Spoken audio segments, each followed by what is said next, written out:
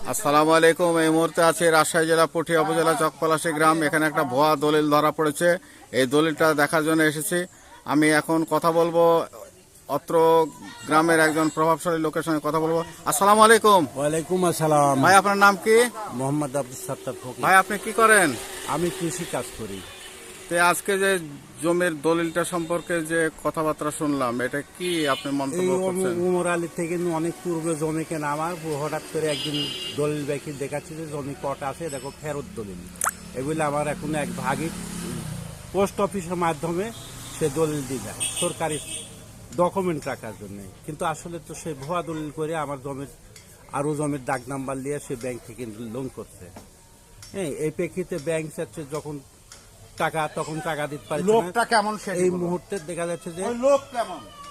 উমর আলী ব্যাংকের সাথেও সিটারি করে দিচ্ছে, সে ভুয়া দলিল দিয়ে ফেলছে। কিছুদিন আগে ব্যাংক থেকে একটা নিলাম এসেছিল, নিলাম ডাক এসেছিল। এই নিলামের সম্পত্তি দেখা যাচ্ছে যে ওর নামের সম্পত্তি না একটাও।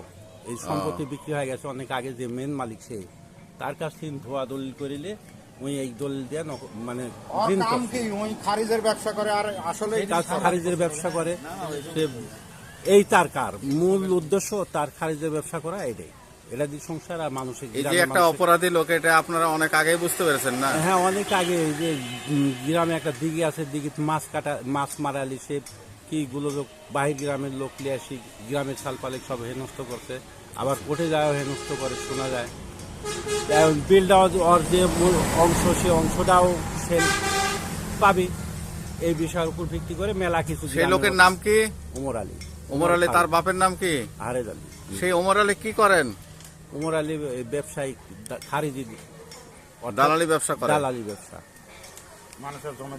ভূমি অফিসের দালাল।